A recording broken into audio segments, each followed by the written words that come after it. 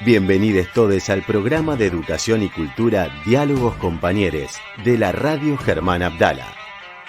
Producción y conducción militantes de Patria Compañera. Nuestras vías de comunicación: Facebook Patria Compañera, Instagram Patria Compa y Twitter Patria Compañera.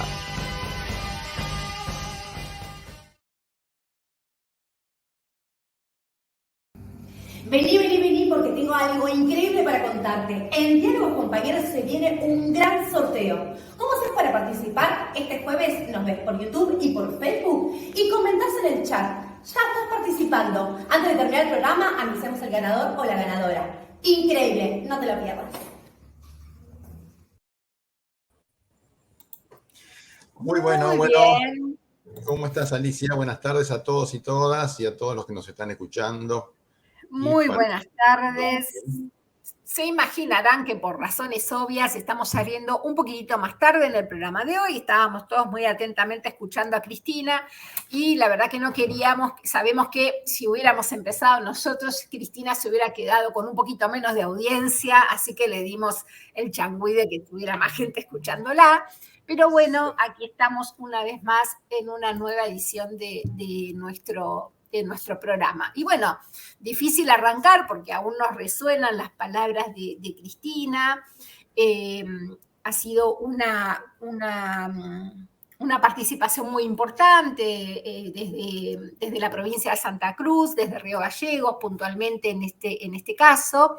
Y bueno, hoy es un programa que tiene como muchas cosas, porque también tenemos una entrevista muy interesante y, por supuesto, como habrán visto, a nuestra compañera Cintia anunciando el primer sorteo, que va a ser algo que vamos a instalar en nuestro programa a partir de ahora, así que les invitamos a participar de este sorteo que vamos a hacer en el día de hoy. Tienen que seguirnos, escucharnos en nuestras redes, tienen que poner algún comentario para poder participar en el sorteo y van a participar del sorteo quienes comenten hasta el momento que empieza nuestra sección de varieté. A partir de varieté ya no pueden participar.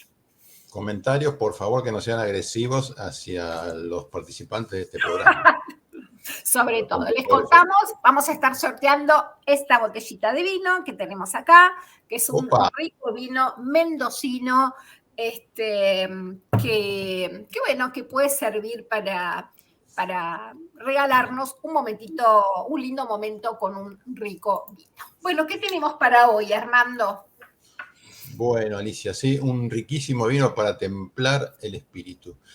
Bueno, en principio hacer algunos comentarios rápidos sobre el discurso reciente de Cristina en Santa Cruz, inaugurando obras del hospital regional, hospital que está, digamos, completándose o agrandándose y que no existía prácticamente en los comienzos de los gobiernos de Néstor en aquella época, en la década del 90, década del 80-90.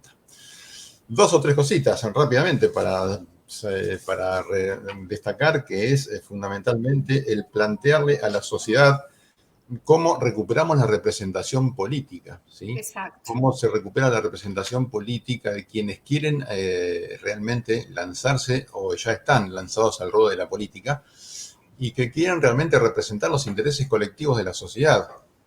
O se representan esos intereses o se representan los intereses particulares o corporativos de pequeños sectores, pero muy poderosos. Eso me parece que es una cosa interesante para destacar y discutir, además, como bien lo hizo Néstor cuando canceló la deuda con el fondo, desde el punto de vista de los intereses de la sociedad, con una actitud estrictamente pragmática, sin ideología. ¿Y para qué sirve eso? Para recuperar nada más y nada menos que el timón de la economía.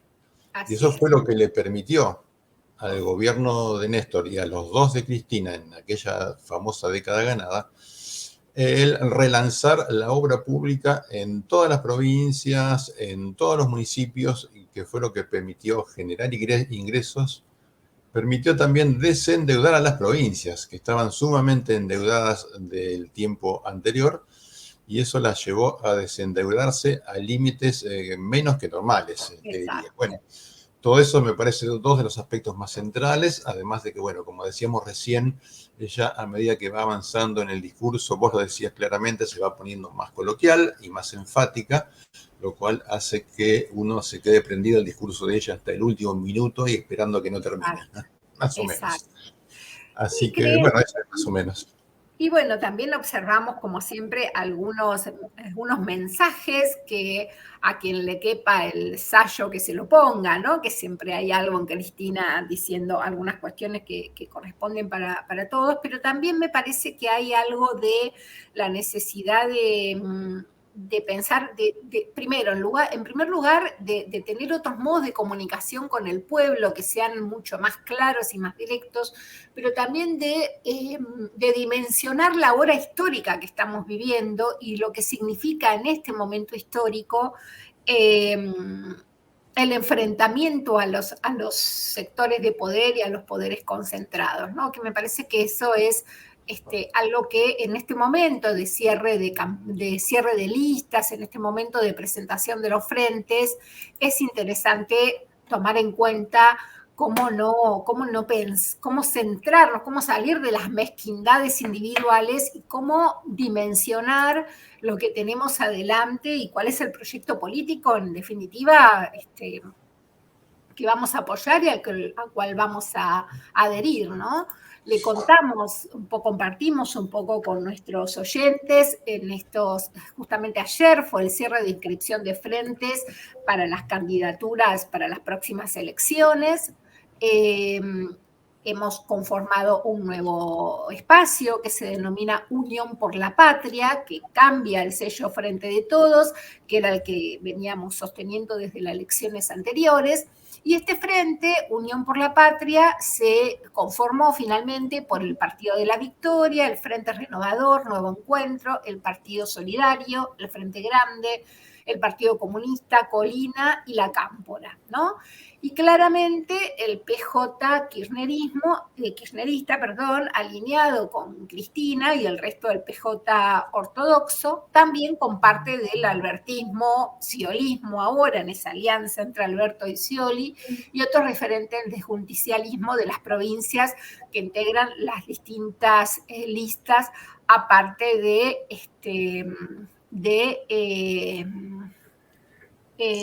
Unión por la Patria. Frente, ¿no? Así que bueno, vamos a ver cómo nos paramos con esta Unión por la Patria, con un cierre muy accidentado a partir de algunas cosas que después fuimos sabiendo a propósito del comunicado que sacó el PJ en el momento casi sobre el cierre, ¿no? De la presentación de los frentes. Exactamente, sí. Sí, lo llamativo de esto es que ya, digamos, el trámite de las alianzas y de la conformación de las listas no pasa por el PJ exclusivamente como ocurría anteriormente, ¿sí? Ahora hay un frente de varios partidos, todos reconocidos y a pesar de que sean partidos pequeños, pero con mucha trayectoria, conforman a esta Unión por la Patria flamante que empezamos a conocer desde ayer y que es lo que va a asignar de acá en más el futuro de las acciones políticas de nuestro campo nacional y popular. Y bueno, Alicia, decir también que Javier Milei se afianza relativamente como tercer postulante, está tratando de luchar por entrar en el balotaje, aunque algunas elecciones últimamente en provincias no le han sido favorables, sobre todo teniendo en cuenta Tucumán, por ejemplo, que su candidato Bussi, el hijo del represor y genocida Bussi, en la última elección había sacado el 7% y ahora sacó el 3% representando a Milei, ¿no? Pero bueno, en el caso de Juntos por el Cambio, que está integrado por la Unión Cívica Radical, el PRO, Coalición Cívica, ARI, el GEN, UNIR, la Democracia Progresista, Encuentro Republicano Federal y el espacio Avanza Libertad, Juntos por el Cambio enfrenta también una feroz interna por los votos con Patricia Bullrich y contra Horacio Rodríguez Larreta y Gerardo Morales como precandidatos, ¿sí? Así es.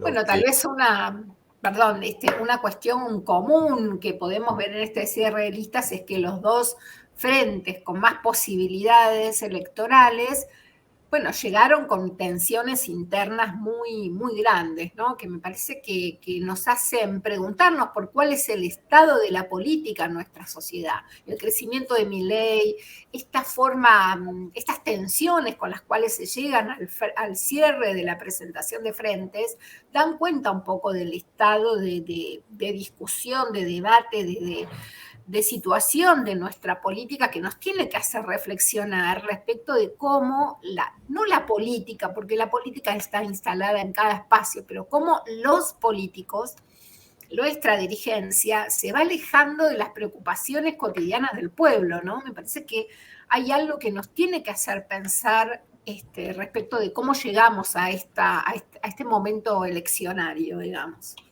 que es preocupante. Sí, ya lo creo, sí. Y además, bueno, son pocos los candidatos que se ven hasta ahora que han puesto la cara delante de la gente en cargos como, por ejemplo, como intendencias, gobernadores de provincias más chicas. Hay mucho porteñismo, mucha gente acá de Capital Federal y conurbano que realmente no han hecho de la actividad política casi una profesión, sin demasiado interés en lo que decías vos, Alicia, en lo que le pasa cotidianamente a la gente y cómo resolver sus problemas, ¿sí? Exacto. Y bueno, también sigue el cronograma de elecciones provinciales, sabemos que los gobernadores se han reunido con posiciones muy firmes respecto de lo que tiene que pasar a nivel nacional, con esta idea, por lo menos dentro de lo que ahora sería Unión por la Patria, en esta idea de pensar, bueno, cómo llegamos con un candidato único. Gobernadores que, de hecho sea de paso, han separado la elección de la gobernación de la elección nacional para mantener sus propios espacios, ¿no? Esa contradicción entre reclamar unidad por un lado, pero yo me separo y armo mi propia elección por otro. También hay que hacer una lectura de eso. Pero bueno, en 5 provincias hubo elecciones, resultaron electos gobernadores. En la provincia de Neuquén, Rolando Figueroa, Beretilnec en Río Negro, Ricardo Quintana en La Rioja, Hugo Pasalacua en Misiones, Carlos Adir en Jujuy. Y una cuestión que en esta idea de los 3 tercios que fue planteando Cristina, vamos viendo en estas elecciones provinciales una caída de Milei, no logra consolidarse en el interior del país, pero también en algunas provincias algún crecimiento de Juntos por el Cambio. Exactamente, sí.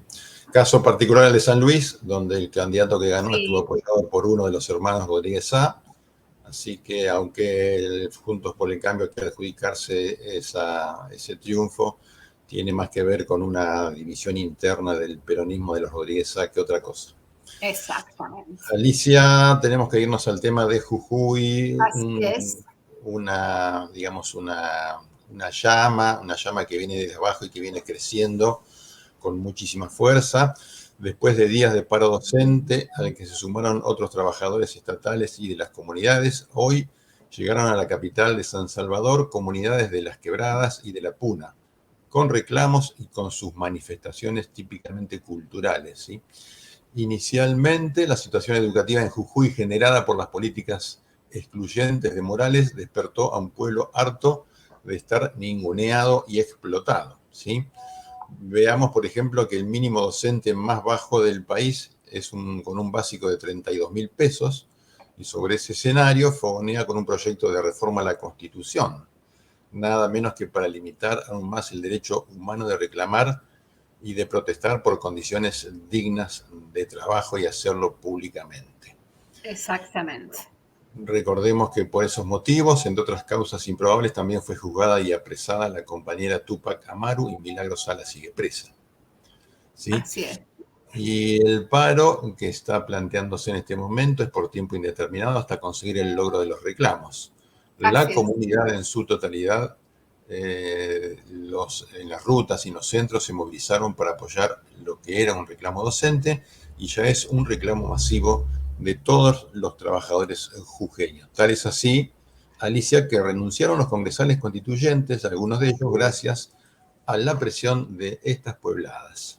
Así es. Y bueno, es importante, ¿no?, ver cómo se va levantando el pueblo. Esto en general sabemos que la movilización en Jujuy hace varios días que comenzó, pero los medios federales recién empezaron, los medios bonaerenses recién empezaron a tomar esta noticia en los últimos días. Y como para poder cerrar un poco este tema, queríamos compartir con ustedes un videíto que nos da alguna idea más de cómo se viene perfilando esta situación. Roxana, cuando dispongas, lo vemos.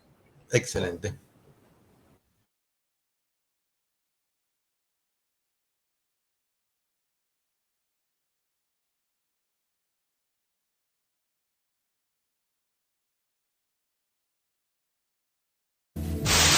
Vaya a saber qué mano irán a hacer. La gente se calla, pero no todo, ¿no? Porque ya cuando rebalsa, rebalsa. Como dice el dicho, no lo jodan al collo. Los jujeños somos muy pasivos, muy educados. Pero hasta ahí, ¿no? Ya sabe el gobernador, ya saben todo ya lo que va a pasar aquí en Jujuy. Y esto no se arregla como en Santa se barba. Por arreglar todo su lado, pero tú has mentido, has engañado a todo el pueblo. Llamados telefónicos por parte del gobierno diciendo que ni se les ocurra subir a la ruta. Otros decían que ellos ya tienen de sobreaviso que no pueden llevar manifestantes porque si no les secuestran el vehículo y los persiguen. Nuestros salarios son una miseria. Hartazgo y bronca. Jujuy vive uno de los reclamos más grandes de los últimos años. Esto se veía venir. La falta de políticas salariales, el silencio de los gremios, las imposiciones paritarias, la pérdida del poder adquisitivo y la necesidad. Todo esto condujo a una escalada sin precedentes en los reclamos sociales. Esto está pasando en Jujuy. Yo gano con 28 años de laburo permanente, 26 años en la puna, 125.000 miserables pesos. A la ministra, ¿puede vivir con esa plata? Nos dicen que rompemos la paz social. Miren cómo nos ponen. ¿Que somos delincuentes? Yo soy un obrero de guardapolvo blanco. No un delincuente de guante blanco. Nosotros estamos porque con 120.000 pesos no llegamos ni a mitad de mes.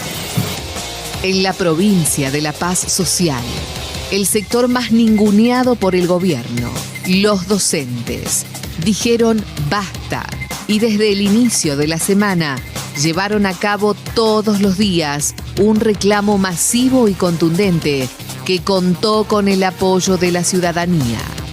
Tarde, como siempre, el gobierno intentó negociar, pero el ofrecimiento no conformó a nadie. ¡Una burla! ¡No vamos a aceptar! ¡No aceptamos a esa burla! ¡No van a ser burla de nosotros! ¿Por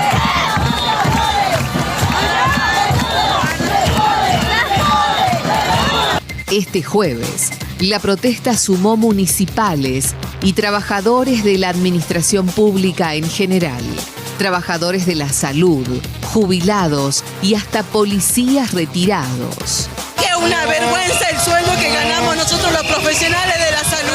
En un tiempo fuimos esenciales durante la pandemia para el gobierno y después fuimos personal descartable. La verdad que con 136.000 pesos no se puede vivir. ¿Qué le decimos a nuestros hijos? ¿Qué tienen que comer? No le podemos garantizar la salud, ni siquiera la educación de nuestros hijos. Es una vergüenza, señor Morales. Póngase en el lugar de nosotros. Merecemos un salario digno. Por favor, se lo pedimos. Fue emotivo el acompañamiento desde distintos sectores. feriantes que trasladaron mercaderías para los manifestantes, manifestaciones de apoyo de estudiantes en distintos puntos, como San Pedro, y hasta carteles de apoyo en las escuelas donde hoy las risas de los chicos fueron reemplazadas por grandes ausencias. Un reclamo pacífico, marcado por la angustia, con un mensaje muy claro al gobierno. El pueblo está despierto. Acá nos traen pruebas de lo que cobra el sueldo básico, miren. 35.000 pesos, hermano. ¿Cómo es esto? Es una mentira total la de esta ministra. 135.000 dijo que ganamos. Eso es una estafa. Deje de mentir, señora. Nosotros enseñamos a decir la verdad. Por favor, no se burle de nosotros.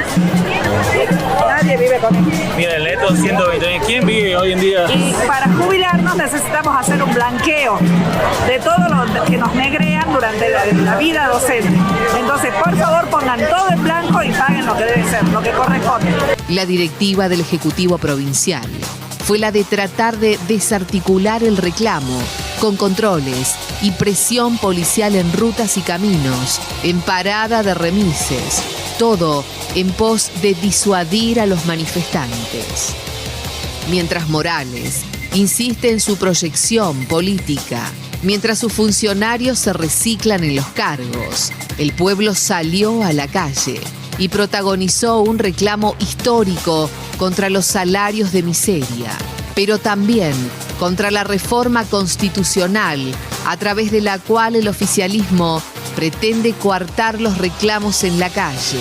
Estamos en contra de la reforma laboral porque eso va en perjuicio de todos los trabajadores del Estado y de los privados. Realmente no vamos a poder manifestar, no vamos a hacer absolutamente nada. Y es más, el gobernador está violando el 14 bis de la Constitución Nacional que dice que tenemos que tener derecho a huelga. Entonces el gobernador es el más violento de la provincia. El autoritarismo le valió al gobernador jujeño la peor postal de los últimos años. Una mancha que no se borra.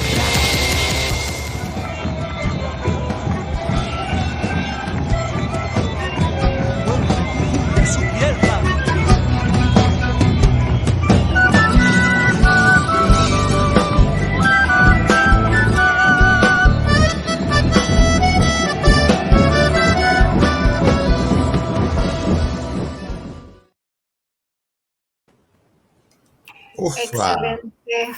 Tremendo. Bueno, como dijo Cristina alguna vez, los pueblos siempre vuelven y bueno, el despertar de los pueblos es fundamental, ¿no? A veces no puede haber muchos avances, pero los pueblos siempre vuelven, siempre despiertan. Y también tomando un poco el hilo conductor entre lo que veíamos después en la movilización en Jujuy, esta situación no está muy lejos de lo que viene ocurriendo también en Colombia, yendo a un panorama más latinoamericano. Pero bueno, a diferencia de lo que ocurre aquí, el presidente Gustavo Petro estuvo al frente de las importantísimas manifestaciones que hubo en casi todas las grandes ciudades de Colombia en apoyo al gobierno de Gustavo Petro, que bueno, al igual que muchos otros gobiernos en América Latina, está asediado por la derecha, por estas nuevas formas de golpes de Estado, que son golpes económicos, judiciales, que denominamos golpes blandos.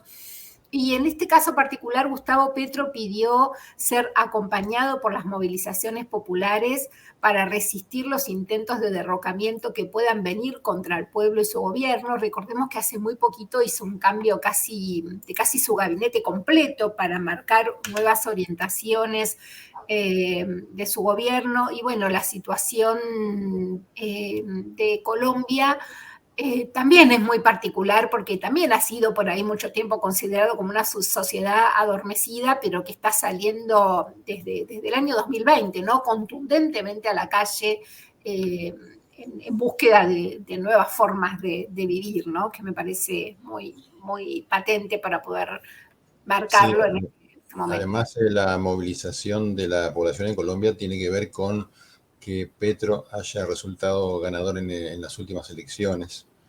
Y me parece muy auspicioso que la misma población que lo llevó a ser presidente lo siga defendiendo en las calles, porque es la forma de organizarse y de fortalecer un gobierno popular, Alicia. Así es. Bueno, muy bien. Bueno, si les Estamos parece, llegando a la parte de actualidad. así es. Así que Roxana, placa y continuamos. Plaquita.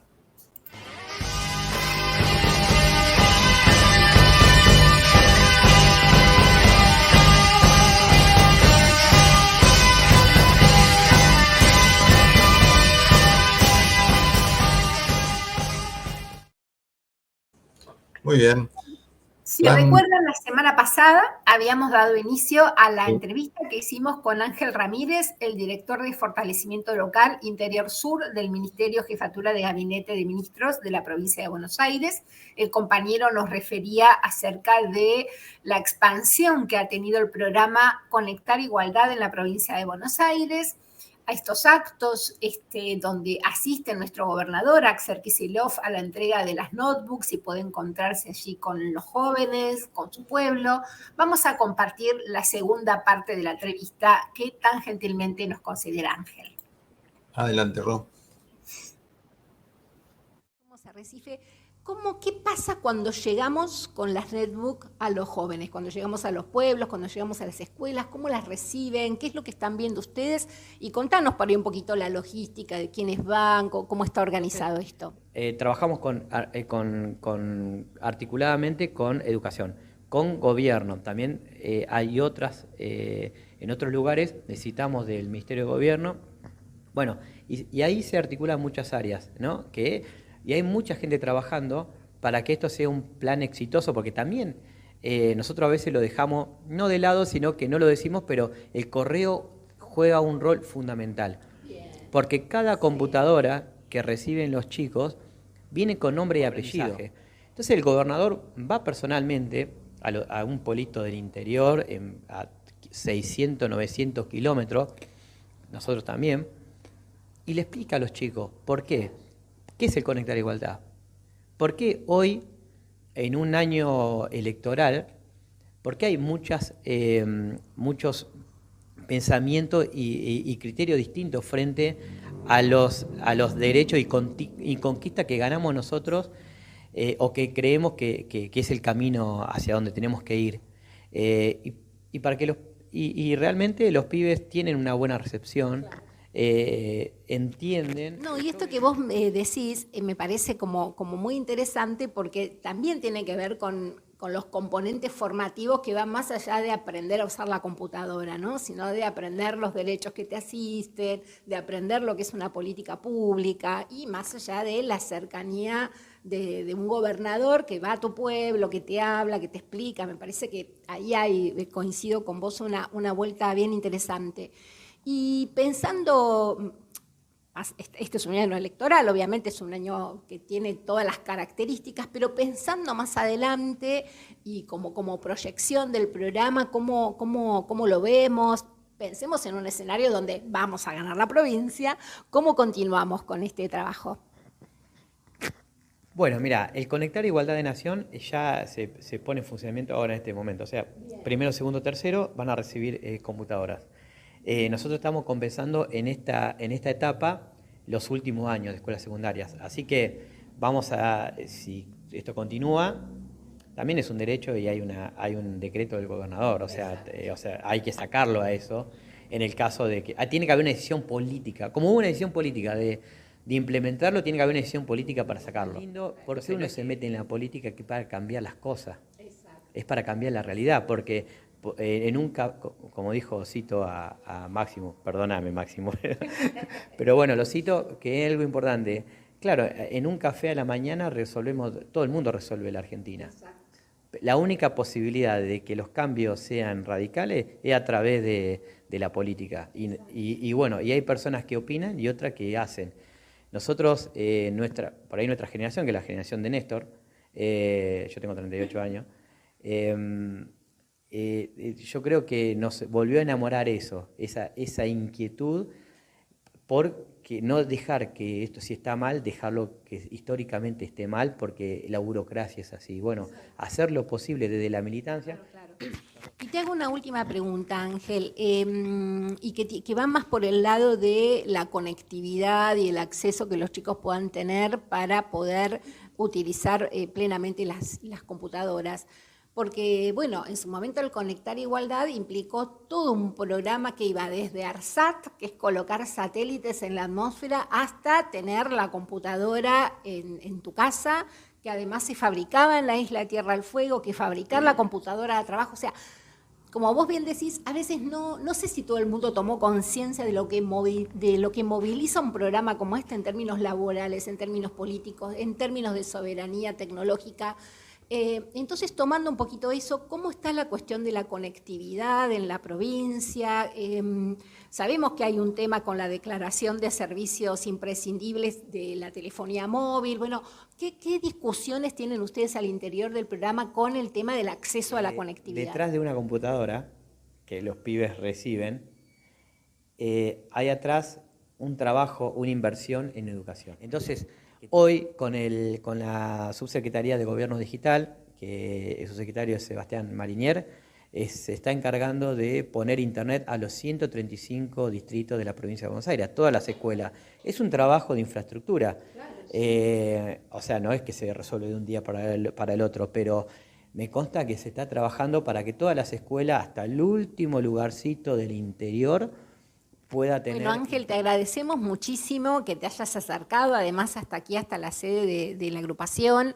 Para nosotros es importante dar a conocer lo que se está trabajando. Es un proyecto de comunicación popular y creemos que, bueno, justamente nuestra función es hacer sentido y comunicar lo que muchas veces no se comunica. Y además le agradecemos a nuestra compañera Analía Pérez, que es de nuestra agrupación, que es docente también de aquí de Fines, que fue quien nos hizo el contacto. Así que, bueno, muchas gracias.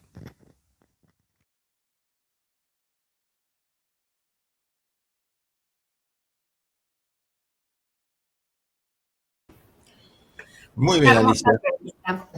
Hermosa entrevista y además con un tema tan central para lo que es la vida educativa, la cuestión pedagógica y culturalmente pensada en los ámbitos educativos, ¿sí? Que es importante que puedan retomar estas políticas que habían tenido mucho desarrollo en la época de Cristina, ¿sí te acordás? Sí, tal cual. Y bueno, así, mientras ustedes siguen participando y comentando para que podamos degustar, para que puedan degustar el que es ganador o ganadora rico vinito, que se ve de mi casa con mucha pena, vamos a pasar a nuestra sección de entrevistas. Maravilloso.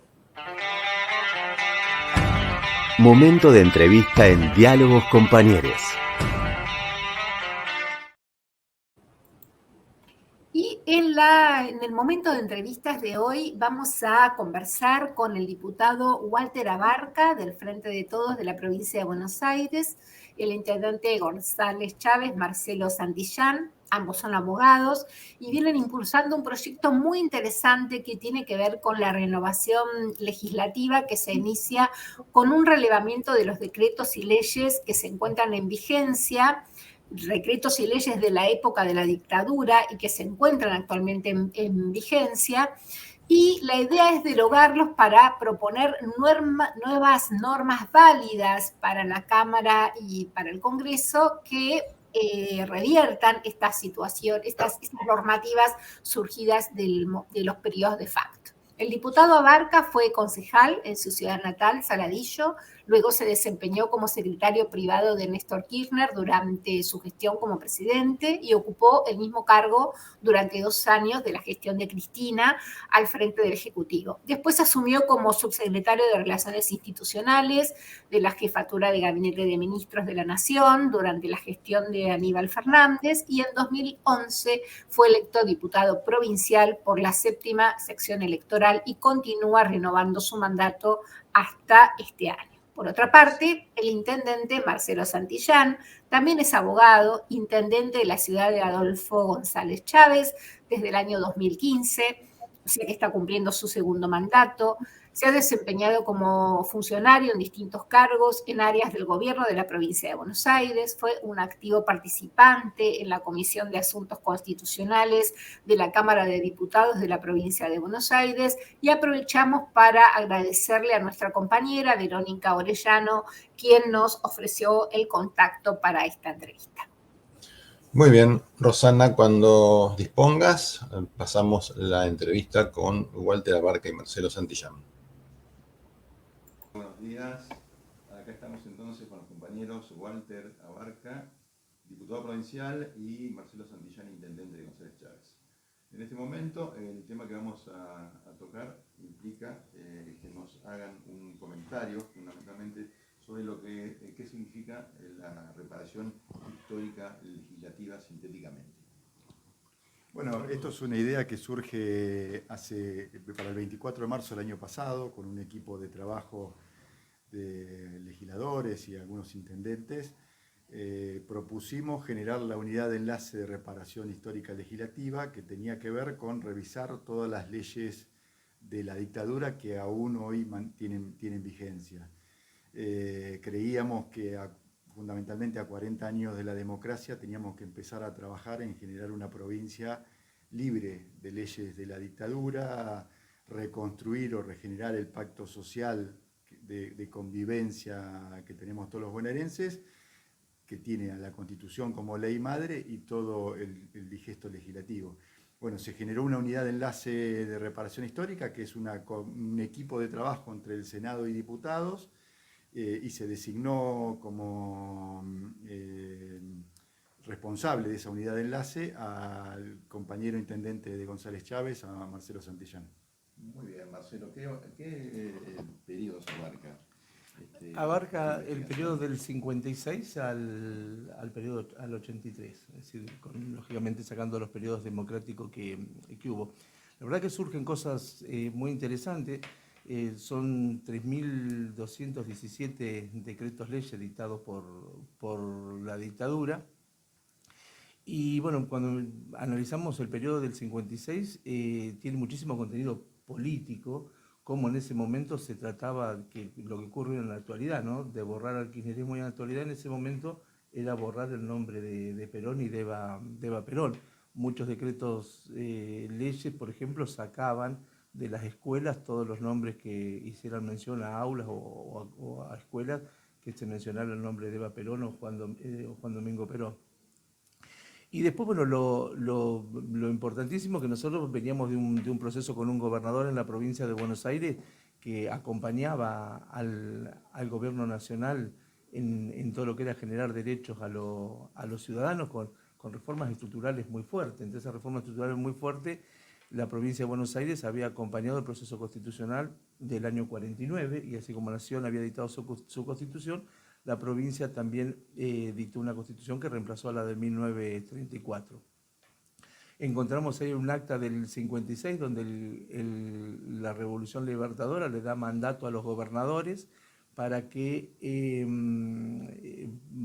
vuelvan a poner en vigencia las constituciones anteriores al 49.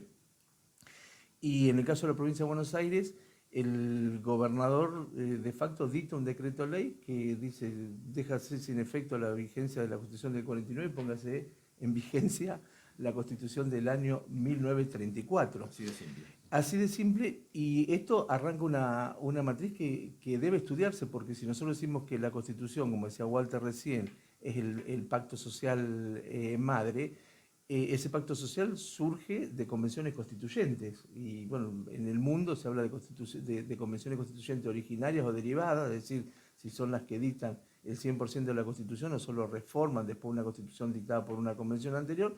En la provincia de Buenos Aires y en la Nación Argentina tenemos constituciones que no tienen su origen en una convención constituyente, tienen su origen en un gobierno autoritario, como fueron los gobiernos militares, y en la voluntad de una sola persona, que era el gobernador y el presidente de ese momento.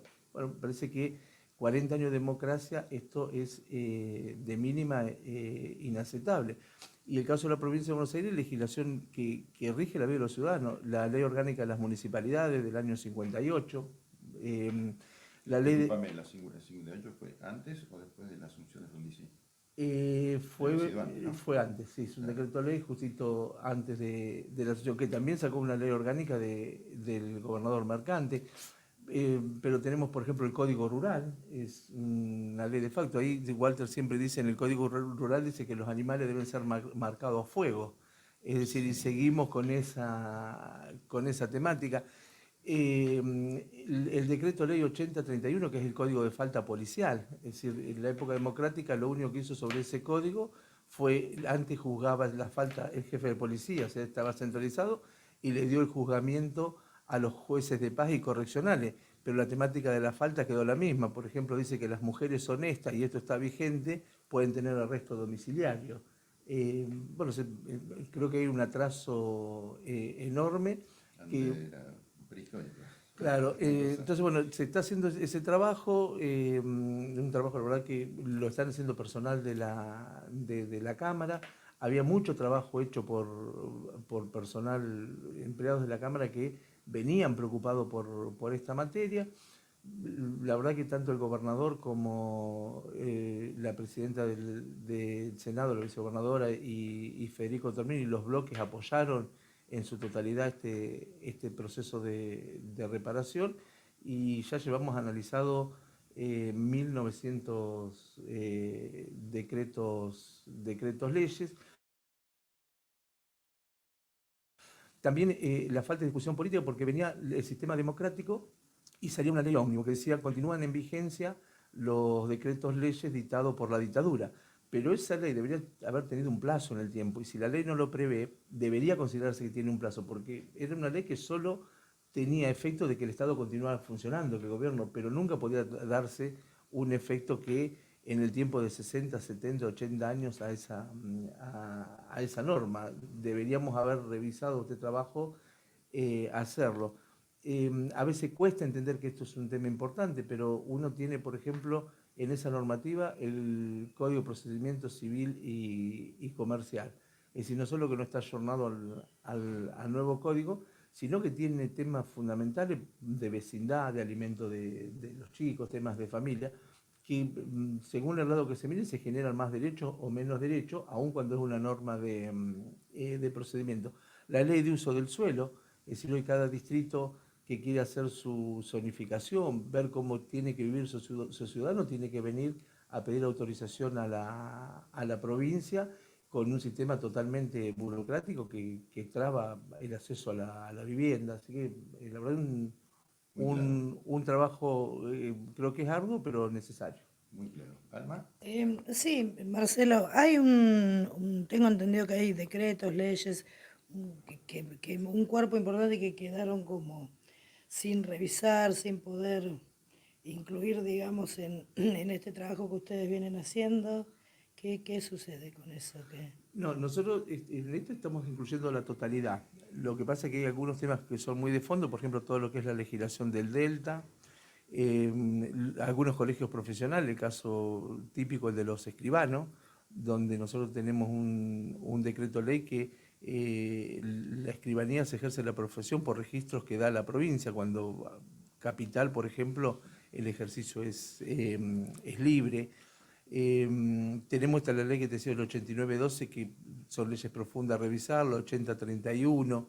Es decir, toda esa normativa se va a revisar, pero en el caso de esa normativa se están haciendo grupos de normativas que se van dando a los distintos ministros sobre el área de su incumbencia. Por ejemplo, el Ministerio de Economía va a analizar el decreto ley del registro de la propiedad inmueble. Vos fíjate que el conflicto que existe hoy, y esto está regulado por un decreto ley de la década del 60, así se va a revisar la totalidad de la normativa. Y también estamos revisando las ordenanzas generales que los gobiernos de facto dictaban reemplazando a los consejos deliberantes. Y tenemos aspiraciones de hacer convenio con los municipios para que cada municipio a su vez revise todas las ordenanzas que dictaron los intendentes en reemplazo de los consejos deliberantes. Es decir, con el consejo deliberante ocurre un doble hecho, es decir, que lo reemplazó el gobernador dictando ordenanzas generales, y los reemplazaron los intendentes dictando decretos ordenanzas. Sí, Walter, en este tema de las constantes que se detectan en toda esta investigación que ustedes están haciendo profundamente,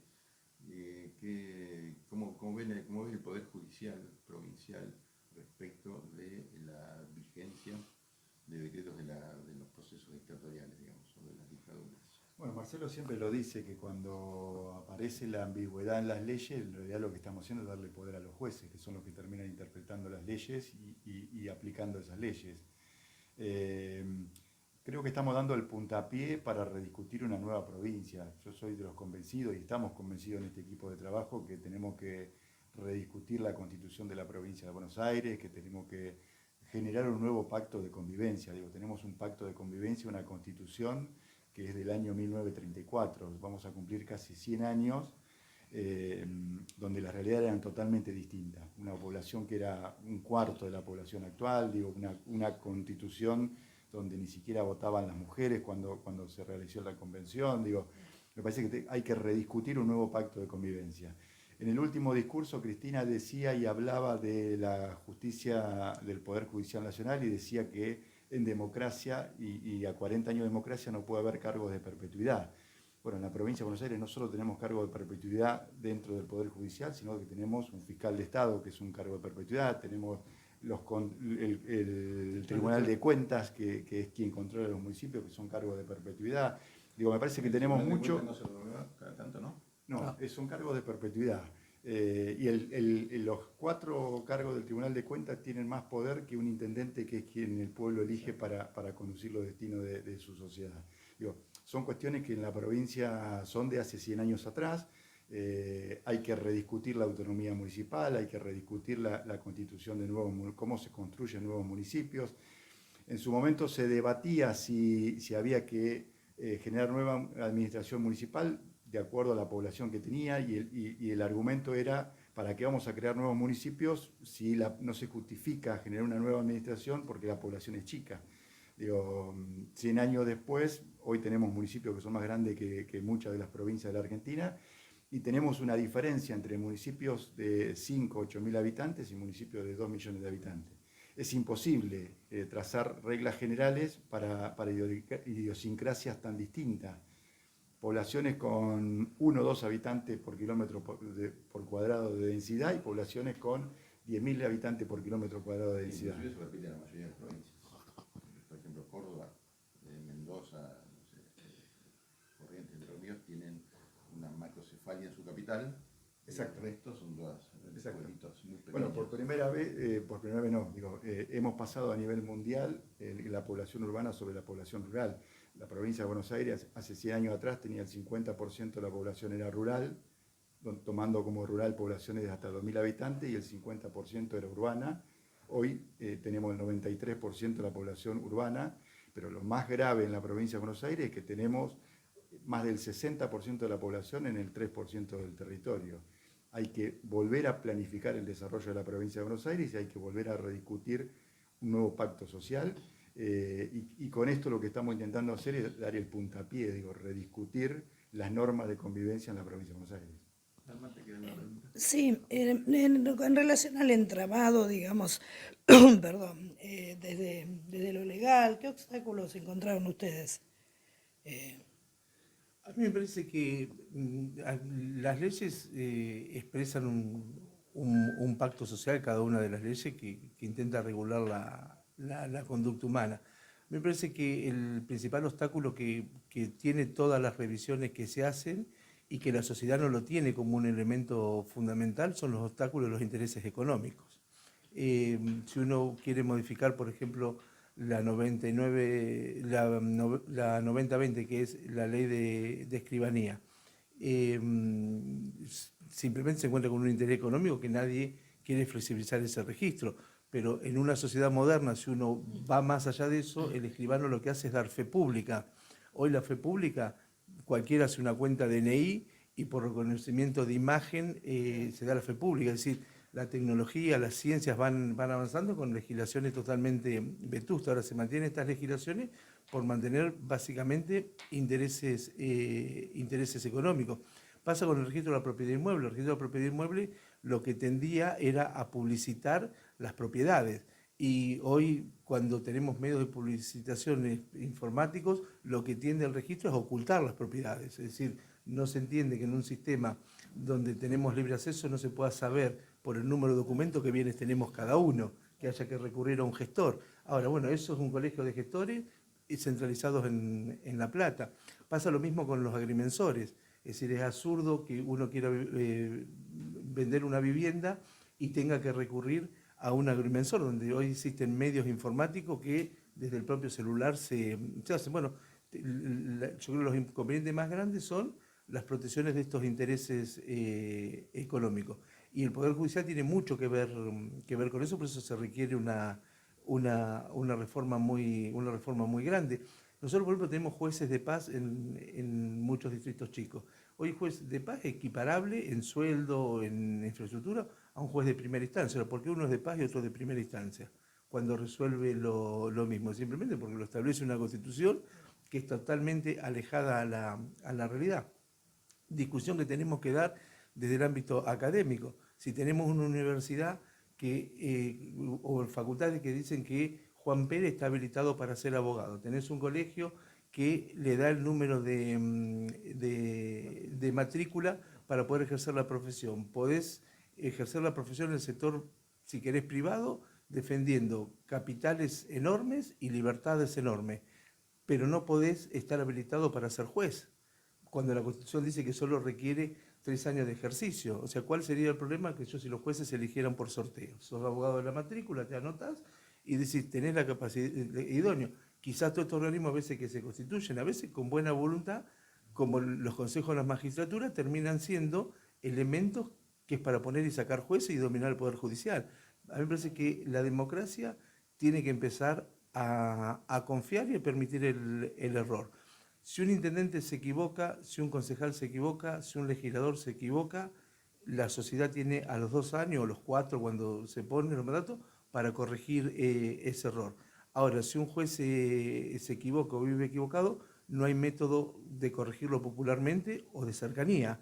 Hay que ir a un lugar centralizado a miles de kilómetros o cientos de kilómetros de distancia. Bueno, parece que hay que darse esta revisión. Entonces, sí, bueno, ¿para qué está el colegio profesional y para qué está la facultad? Si después va a tener que venir un órgano, si querés, político, a definir quién es juez o quién no es juez. Parece que la sociedad requiere, lo que decía Walter recién, no podés tener más cargos inamovibles. Lo mismo pasa con las estructuras del Estado. Hay que articular con los gremios qué cargos tienen que tener estabilidad propia, como tiene el empleo público provincial, pero también qué cargos no deben tener esa estabilidad. O sea, yo digo, y lo dije, los intendentes somos mendigos de jefaturas de las estructuras provinciales y encima sospechados de corruptos por aquellas personas que si uno va, los investiga, no tienen que rendir cuenta a nadie y se amparan en que tiene que rendir cuenta a la política. Es decir, la política tiene que rendir cuenta absolutamente todo y está bien, pero también las estructuras del Estado deben rendir cuenta. Bueno, yo creo que el principal inconveniente que se encuentra en esto es romper esos intereses económicos. Decime, ¿y han podido avanzar o han podido ver en otras provincias si se ha avanzado en este tema?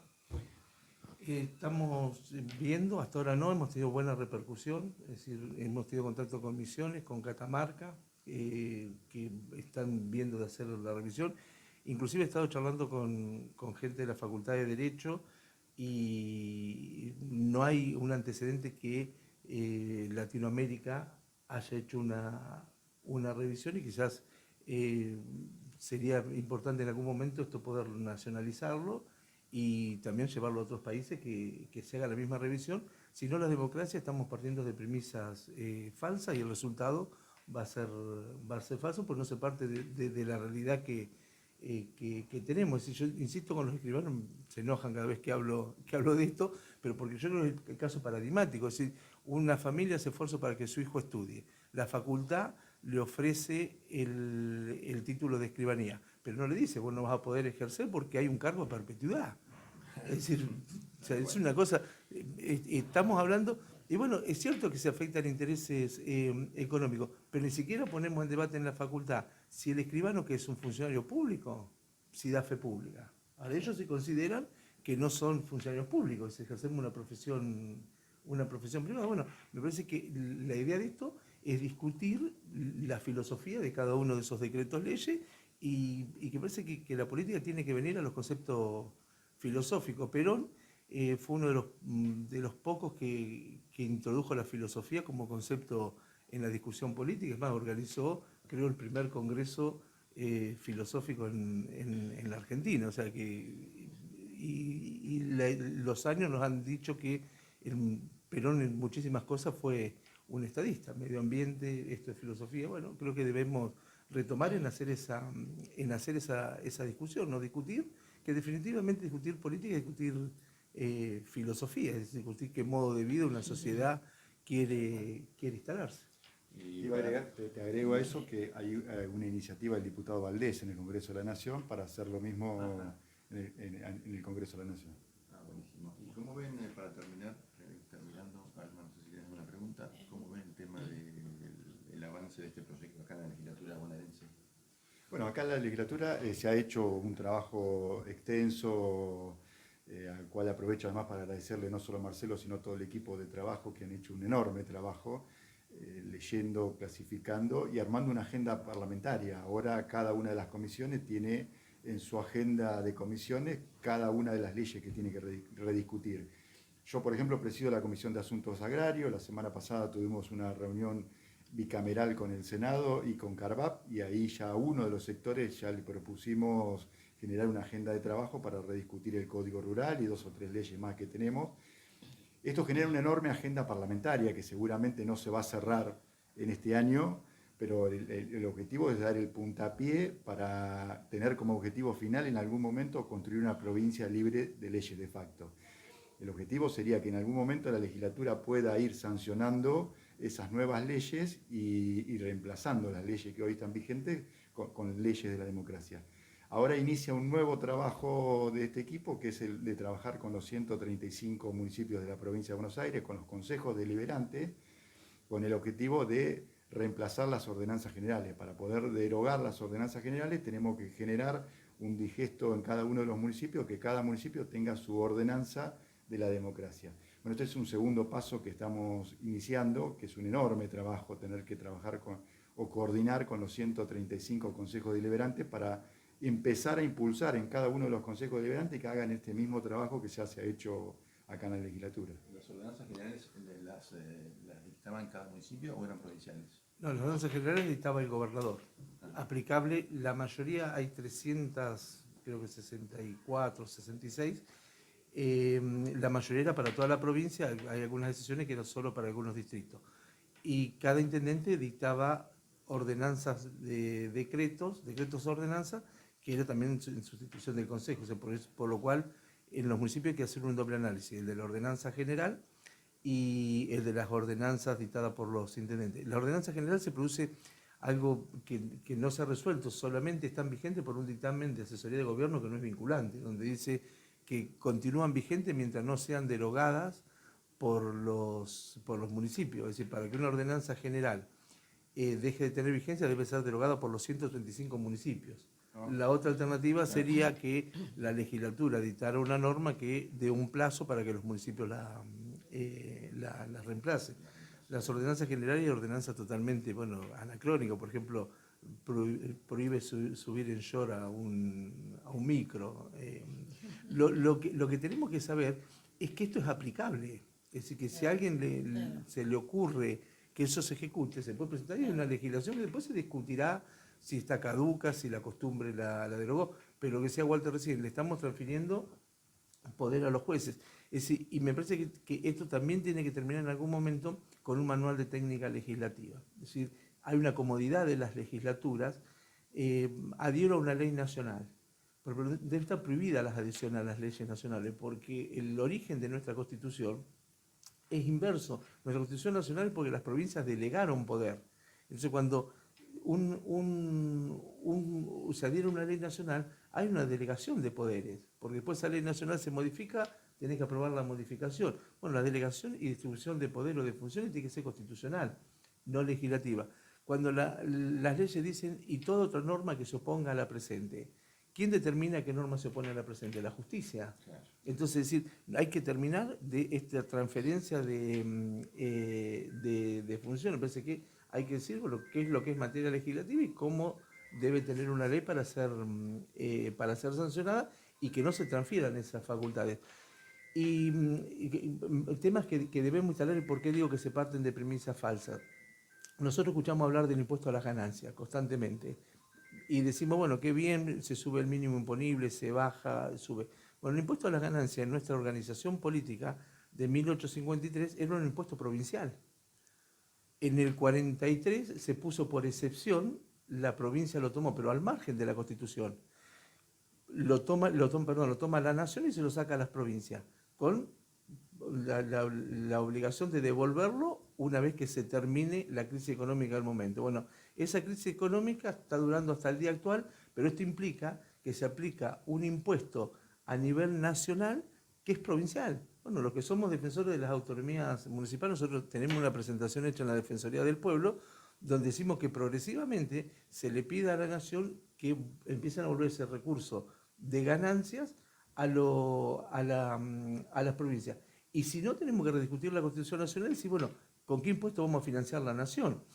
Pero este dato que también es importante, de cada peso que se recauda en la Argentina, de cada peso, o de 10 pesos, mejor para ponerlo más simple el ejemplo, de 10 pesos, 7 se lleva a la nación, para la estructura nacional. 7. De los 3 restantes, 2,70 gastan las provincias y solo 3 los municipios. Así que esto por eso sí, cuando la Constitución estableció la forma de financiarse, la nación se debía financiar con derechos aduaneros, con derechos externos, justamente porque su función era representar a las provincias en el exterior. Pero después, bajo el argumento de que tiene que ejecutar obras públicas, hay que ponerse de acuerdo que es un federalismo. Es decir, no puede haber federalismo si los municipios, que es quien tiene el trato con el vecino, solo gasta ese porcentaje. Y le genera muchísima dependencia. Y te genera dependencia. Entonces vos tenés que esta discusión que nosotros damos con el gobierno. Uno mira el IPS, por ejemplo, y dicen, bueno, el IPS lo desfinancian los aumentos de los municipales. El caso de mi distrito, nosotros aportamos 27 millones por mes al IPS y nuestros jubilados municipales reciben 12. Está bien que sea así porque es un principio de solidaridad, pero ¿quién funden los sistemas? Los sueldos a veces que se pagan en nación o provincia, que son totalmente dispares a los que se pagan en un municipio. La provincia de Buenos Aires tenía 680.000 empleados. Y los 135 municipios tenemos la mitad, 315, 320.000 empleados. Ni hablar la estructura del gobierno nacional. Bueno, parece que hay que rediscutir todos estos esquemas, pero insisto, al no tener el análisis del punto de partida se parten de premisas falsas. Es decir, nosotros discutimos el impuesto a la ganancia como si fuera un impuesto que debe resolverlo el Congreso Nacional. Y no es un impuesto que debe resolverlo el Congreso Nacional y que es un impuesto que corresponde, que le pertenece a la provincia. Ahora nos olvidamos y la facultad no discute este tema, la política no los discute, y si quiere decir, bueno, ¿cuál va a ser el método? Y legalizar, pues después uno tiene que pedir a la población que cumpla determinadas normas cuando se parte del inicio de violarlas. Es decir, esto es lo que si un estudiante de Derecho, respetá el orden normativo, los jueces quieren normativo. Ahora tomamos como punto de partida una constitución que fue establecida por un gobierno militar, por una sola persona, y encima al cual sabemos que estaba manchado de sangre. O sea, lo que nos pasa como ciudadanos es para analizarlo, ¿no? Bueno, son las cosas que tendremos que discutir. Gente, muchísimas gracias, Walter, Marcelo, y bueno, seguimos remando en la construcción colectiva. ¿Sí? Gracias de nuevo. No, gracias a ustedes. Bueno, muchas gracias. Gracias a ustedes. Hermoso trabajo. Muy, muy buena, muy interesante la entrevista. La verdad que me quedé pensando cuántas cosas relacionadas con acaparar ciertos privilegios, ¿no? El caso de los escribanos, de los agrimensores, la verdad que muy, muy interesante. Bueno, ha estallado también, ha llamado mucho la atención a nuestros oyentes también, ¿no? Porque tenemos muchos comentarios diciendo lo interesante de esta problemática y de la forma de abordaje también, ¿no? De esta problemática que están trabajando los compañeros. Muy buena entrevista. Sí, además, bueno, creo que lo dijeron en algún momento, el tema también, otro problema son los colegios profesionales. Claro. Colegios de arquitectos, colegios de médicos, de ingenieros, que después se arman los lobbies para las licitaciones y demás, y la famosa casta llena de privilegios que anda pululando, sobre todo acá en La Plata, los vemos muy, muy claramente, ¿sí? Así que bueno, ha sido realmente una charla muy interesante, tanto con Walter Abarca como con Marcelo, y que además, por lo visto, llevan mucho tiempo, están muy formados y llevan mucho tiempo trabajando en este tema, que no es un tema muy conocido, pero es muy necesario para la administración pública, ¿no? Para la administración la administración de los bienes colectivos y de los procedimientos, ¿no? Así que, es. bueno, aprovechamos para agradecerle a nuestra compañera Alma Rigoni, que nos acompañó a hacer la entrevista. Nos alegra muchísimo desde nuestro programa Diálogos Compañeros que nuestros distintos compañeros de agrupación se puedan hacer un tiempito para participar también de nuestro programa. Totalmente, sí. Muchísimas gracias a Alma. Bueno, y Clara, que estaba también ahí en la producción, y Roxana, que nos estaba filmando. Así es. Bueno, pasamos a nuestra sección Varieté. Les recordamos que a partir de ahora ya se cortan las participaciones para el sorteo. Ahí vamos. Vamos entonces al sorteo. Mucha tropa riendo en las calles, con sus muecas rotas cromadas, y por las carreteras valladas escuchas caer tus lágrimas.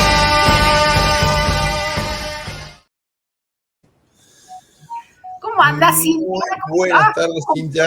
¿Cómo estamos? Mucho frío por acá, la verdad que en casa hace mucho frío, no sé cómo estarán ustedes, pero bueno, acá hace mucho frío.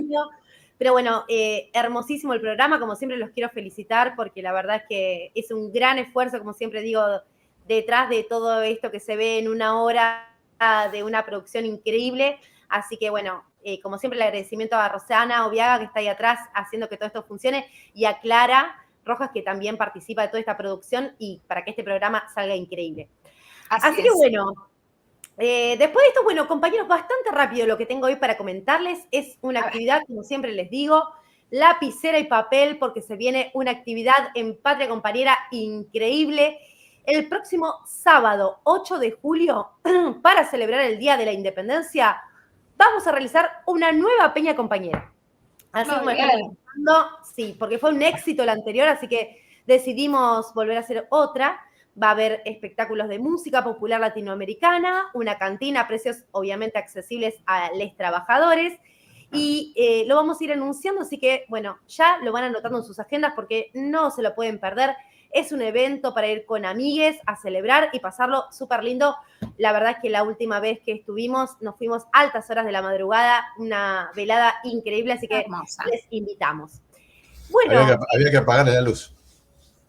Hubo que apagar la luz, es verdad, y sacar varios micrófonos porque incluida yo, quedamos cantando varios temas que no estaban en la agenda de la peña, pero bueno, la verdad es que es un momento súper agradable. Quienes quieran disfrutar de un karaoke que hacemos con Cintia cuando terminan las peñas, pueden quedarse hasta último momento. Igual les recomiendo que se vayan antes. Ali, increíble nosotros vamos a hacer un dúo por la costa en el verano 2024, yo lo estuve pensando. Vamos a hacer de gira por los pueblos. Obviamente. Bueno, ¿qué les parece si vamos a proceder a realizar el sorteo? Como ustedes recuerdan, al principio del programa y durante todo el programa, fuimos anticipando, este segmento Varieté va a tener esta nueva incorporación del sorteo y hoy va a estar sorteando un exquisito blend mendocino. Le quiero dar un aplauso a la compañera Alicia Villa que estuvo ahí poniendo de su tarasca para este día.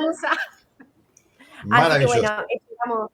Sí, la verdad que bueno, empieza hoy y esperamos que siga esta nueva modalidad del sorteo para agradecer a todos los oyentes que están ahí haciendo el aguante, participando, nos escuchan, participan, así que bueno, mucha suerte para todos. Y bueno, Ro, cuando vos lo dispongas, a ver quién es el ganador de esta noche. Qué nervios, ¿no? Porque es la primera vez. A ver, ahí empieza. Ahí Ro haciendo magia. Y vamos. 4, 3, 2, 1. ¡Vale, recomendador! Un fuerte aplauso para la compañera Alejandra. ¡Vale! Que si lo quiere compartir con nosotros, no vamos a estar en desacuerdo, obviamente. No, para nada. Llevamos los maní y las papas fritas, vamos. Vamos a compartir esto con vos, Ale, somos 15. Sí, básicamente, toda la producción de Diálogos Compañeros. Bueno, como siempre les decimos, el próximo jueves, no, el otro, dentro de 15 días, les esperamos para participar de este hermosísimo programa que hacemos en conjunto y como siempre, recordamos, si ahí tienen alguna denuncia, alguna protesta, alguna inquietud, se pueden conectar por nuestras vías y desde acá los vamos a estar visualizando. Así que les mando un beso enorme a todos y nos vemos en 15 días. Así es, compañeras y compañeros. Nos vemos, Cintia. Muchas gracias. Estamos como siempre en nuestras redes sociales, nos pueden seguir allí, nos pueden hacer sugerencias y nos estamos viendo en 15 días en un nuevo programa de Diálogos Compañeros. Buena semana. Muchísimas gracias, Alicia, y un gran saludo para todos y buen fin de semana largo. Que lo disfruten. Adiós. Feliz Día del Padre. Feliz día a todos los padres y todos los modos de ser padres. Adiós. Hasta pronto. Este programa fue una producción de Patria Compañera. Nos pueden ver en la semana en nuestras redes sociales y en la radio Germán Abdala de AT Capital. Nos encontramos en 15 días, como siempre, los jueves a las 19.